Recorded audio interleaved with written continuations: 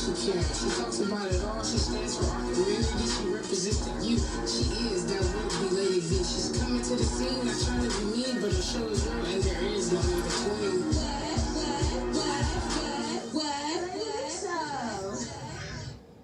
Hello, as you all know, I am Lady V. Thanks for taking the time to tune in. So this is a whole totally different setup. This is a whole totally different movement. You know, I'm just trying something different, just trying to see if this is something that I'm going to try out. Excuse my voice. Y'all know how I am when I get, my voice end up leaving or get hoarse or something like that. But I definitely got my home remedies, which is my lemon water, which is very hot, and it keeps, I don't know, it just soothes my throat. So when I do that, it helps. But anywho, today, like, I really want to touch bases with a lot of different topics, a lot of different things that are very vital in our community today. And now y'all know I am a big fan of trying to keep the peace, but I do have my own issues that I deal with that make things a little hard to keep the peace. But anyway, besides that, the few things that I do want to talk about today are, you know, for one, at the theme park, you know, that young man falling, losing his life, you know what I'm saying? How they need to check those restraints and those seats and those seat belts to assure that they're fastened in. The light was an indication that the seat hadn't been clicked. You know, these are a lot of things that need to be checked and made sure of before you just go over here and push a button and let this ride go up for it to drop and someone to drop off of it. Like, to me, that was the most terrifying, horrifying thing I've ever seen in my entire life. Like, that was just really sad. And, you know, my condolences to his family, because I could just only imagine, you know, what they're going through at a time like this.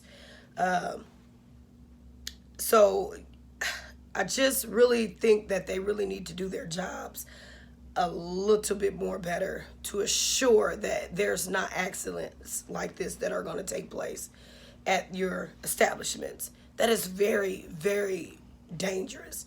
And I feel like it was very, very unprofessional for that young man who was conversating and hooing and hawing with the other people and not assuring that these seats were fastened so that something like this couldn't happen. But because he did everything else but his job, that's why it was an epic fail. So I really feel like, please, check these restraints, check these seats, assure that they're in there correctly, because things like this can happen, and it's like, woo, it's an eye opener. You know, this is the exact reason why I don't get on rides, because of this right there. That is the prime example why I don't trust rides. I really don't trust planes. I really don't even trust my legs, but I have to, you know what I'm saying? So that's how I feel about that situation right there. It's a very touchy situation. And, you know, I know his family wants answers, because I would want answers as well. But moving right along to my next topic, let's just talk about it. The two young children who were at a family's party. They rented a apartment or whatnot and had a family function. I don't know if it was a birthday party. I don't think it was a baby shower that late at night, but whatever was going on, these young children went into the bathroom. One was 14 and one was 12. They went off into the bathroom, and you could see this young lady with a gun, a rifle, and she's holding it up, and she's like to her cousin, like, you know, why I'll pop you, not thinking or not knowing that this gun is loaded or it could hurt someone, just not thinking, you know. That's why I said I don't think guns, which that'd be a whole nother situation, whole nother topic. But right now I'm gonna stay on task. You know, she had the gun and it went off and it killed her cousin. Immediately, Not even 2 seconds apart, she seen what she did and she instantly took her own life. To me, I would look at that as a freak accident. I don't look at that as a murder suicide, like how the police are trying to intertwine these two together. Like, no, to me, that was considered a freak accident. That was something that is horrifying to witness, especially on live, Instagram live. This also is really heartfelt because, man, you just, who wants to lose a child? Who wants to lose anyone for that matter? So to lose two children at this around the same time in a bathroom with your family out there, they didn't know what to do. They didn't know to go in the bathroom. They didn't know to just freak out. They didn't know if to just call the police. I could just imagine where they were, what they were feeling at that time when everything was taking place. And those children, those babies just laying there was just so mind-boggling. And I feel like this is how I feel about Facebook, Instagram, social media. See, I could come on here and I could get to disrespecting someone, or I could come on here, I could be very rude, I could talk about somebody, I can do this and do that. And Facebook will take their time to delete what I'm speaking about because it might hurt someone. Well, when you guys allow these videos to surface the internet, how is it that you guys, Meta, Mark Zuckerberg, how don't you know that these things are being shared all over social media? Kids are on social media and they're watching these things. I feel like it is very inappropriate to see someone take their life on lives, or see someone shoot someone on live and it be aired over 1 million something times. How doesn't that get taken down? But something of someone saying, oh, you a B, or yeah, we're gonna knock that nigga out, then it's deleted. But I can watch a whole murder take place on social media and nothing happens. But video is up to your discretion. See video if you want to. That's not enough. It shouldn't be up there. That's a major issue to me. And I'm sure it's a major issue to a lot of others. But if you think that's a great way to get views, I don't think so. I really don't think so. I think that is just very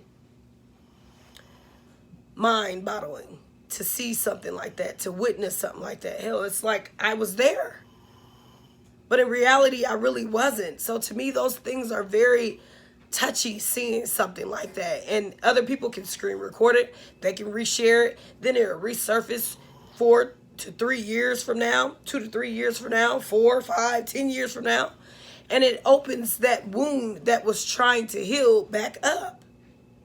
So I really feel like that shouldn't be shared on social media. My condolences to, those children's family. That's sad, you know what I'm saying? That's sad, and it's just sad. So moving along to my third and final topic of this morning. A lot of things that I'm touching bases with is because it's real, you know what I'm saying? It's real. It's happening right in front of us. So why not speak about it? Because it is so important to talk about these types of things in today's society, because a lot of people don't want to talk about these things because it ruffles you. It makes you want to get going. It makes you want to talk about more. So that's why I only do 3 topics, because I do not have time right now to talk about so many different other topics that I want to talk about, being that today is kind of like my big first day. Hey, here I am. It's the Lady V show. But anyway, this is just a lot of the things that I like to just really touch bases with, is a lot of very different things that's going around in today's society. Is very critical for us to discuss and to bring abroad, because you never know who is listening, who's watching, who this message could be for. You just don't know. And a lot of times I get very, very off track with things that's going on in today's life. But I'm trying, and I'm back. But anyway, over the weekend, the awards went down. Okay, first of all, let me tell you about alopecia. Okay, this is going to be a topic about Jada and Will Smith. All right, and first I want to give the definition of alopecia. Alopecia is a autoimmune disorder that women, men, all walks of life of people can get or have or get a diagnosis of. I'm no doctor, but I do know a little bit about alopecia because I've seen friends go through this. I've seen Jada speak about her life and how it has transitioned and how she's had to, alter things now in life. So she's just decided to just cut her hair off and let it go. I've seen a lot of my friends that have alopecia and they finally freed themselves. They've just cut the hair off because it's hard. It takes a lot for a woman to come on national TV or social media or a platform and speak on how they feel about a disorder that has, stripped them of something that they've always thought they would be connected with, and that's your hair. Our hair is our everything. So to have to lose our hair is just one step away from like, wow, I can't believe this. This is what life does. This is me getting older, or this is me going through something that I can never get back. So yes, to me, I feel like that is something very powerful. That is something very emotional. That is something very meaningful. So if I'm sitting in front row at the awards with my husband, I know I'm looking good. Hell, it already took me enough to get to where I am in this point of my life. To walk around with no hair, to be ridiculed, to have people talk about me, to have people say things about me for no apparent reason. But I still face my greatest critics, and that's the people. And one time that I decide to say, and let my hair down that I know I no longer have, it's a joke. It's a mockery. You make fun of me. You say these cruel things. You say your little joke. That's not no joke. It took me years to become who I am. So to sit up here and to be ridiculed or to be slandered by a black man is disgusting. Very disgusting. Very disgusting. Very inappropriate. You could have joked about anything else in that crowd or out there. And to me, this is how I look at it. At that moment that Will smiled, he smiled because it was just like, it was unexpected. It was like, like he said, sometimes you smile to just, it's just a image that you're putting on for the people, but deep down inside, you could be going through anything, but you smile because that's just what you do.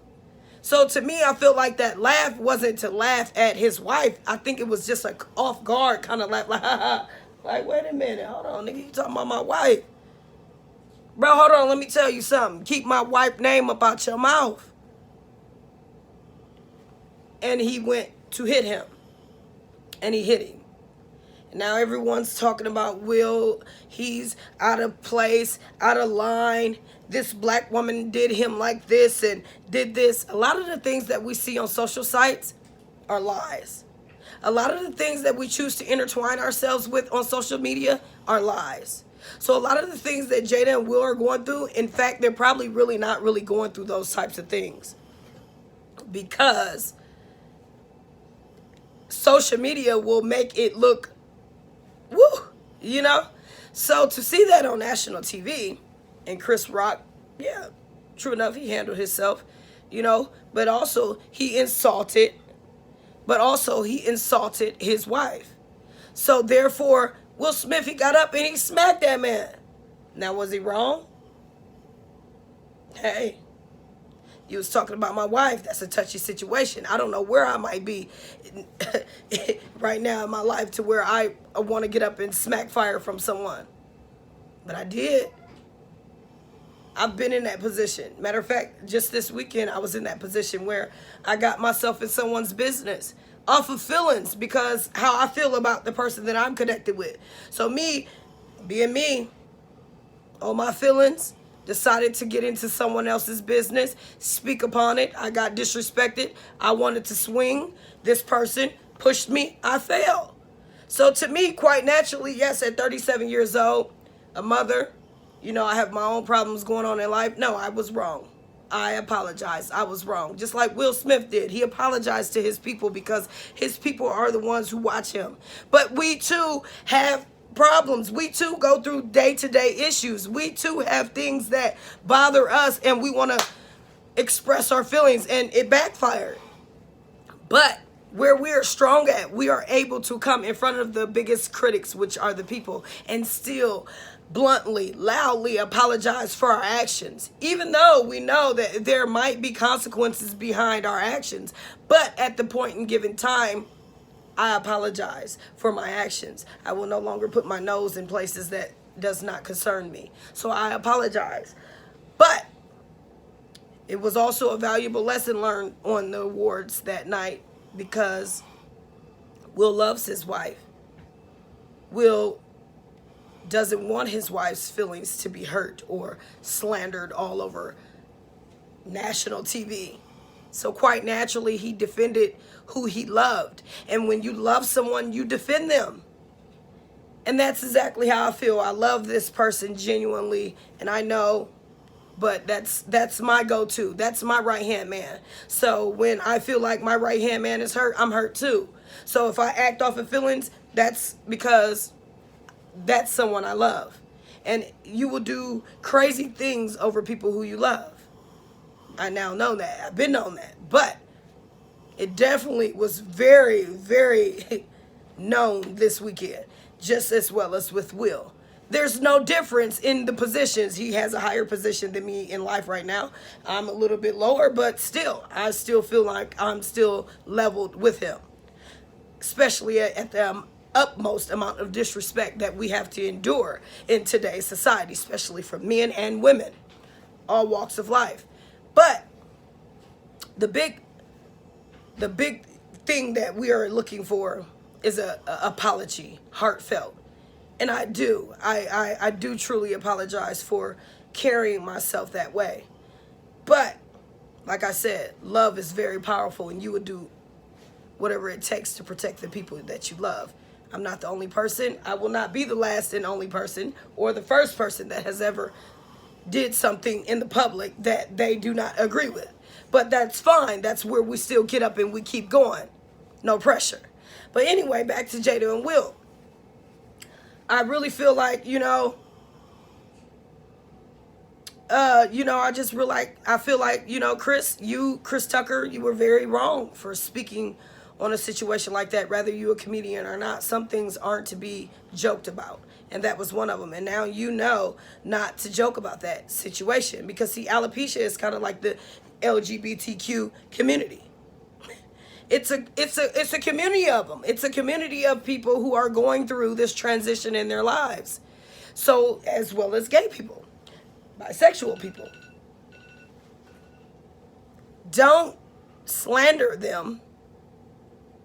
Simply embrace them, and then you will feel comfortable with speaking on a subject like that. See, what Chris should have done is, no offense, basically, and to all my sisters and brothers that's dealing with this disorder, I, want to let you all know that I'm with you. But I do have a few jokes, or something like that. Or, hey, I hope this doesn't, you know what I'm saying? Or before you make a joke, or before they allow these people to go on national TV to do things like this, I feel like they should be, it should be a skit. It should be rehearsed. So to me, I feel like that should have been a skit that was like, we ain't gonna do that. That's too touchy. You know what I'm saying? But I'm not in that upper field. I'm trying to get there, to have my voice powerful. But like I said, only way I will ever get there is I start to humble myself and carry myself a little bit more better. I mean, yes, I've been saying this for years, but transitioning one day, one step at a time. It's working for me. It's effective for me. But one day, one step at a time. Will has been through a lot. I have been through a lot. We reacted. No biggie. My apologies. He apologized. But don't come for the people we love. And that's just simple. And I'm so thankful to have been able to see this, because I was beating myself up like, oh my God, I'm trying to make it to somewhere where I can have a level of respect for my people and them hear my voice and how powerful it is and how much I really have to say and how important it is to me. But then boom, I go off and I do something ignorant like this.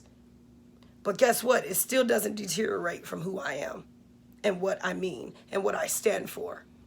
And that's a positive individual who is upfront, 100% real, effective, still about these, but more about this and more understanding over this, okay? And overall, me being who I am is just a beautiful thing. And I won't stop being who I am for no one out here. So I did want to put that out there.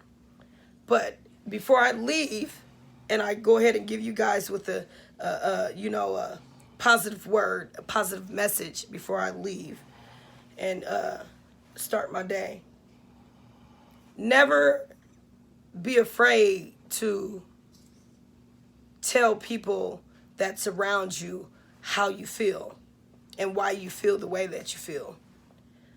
Because you can become someone that you don't know that you're becoming because you're becoming it and you're too busy becoming it versus to learn that you're turning into this person. And I realized over these years I've became this person that I know I wasn't liking. I've always spoke how I felt. I've always expressed, what I liked and what I didn't like. And, for years I've sat around people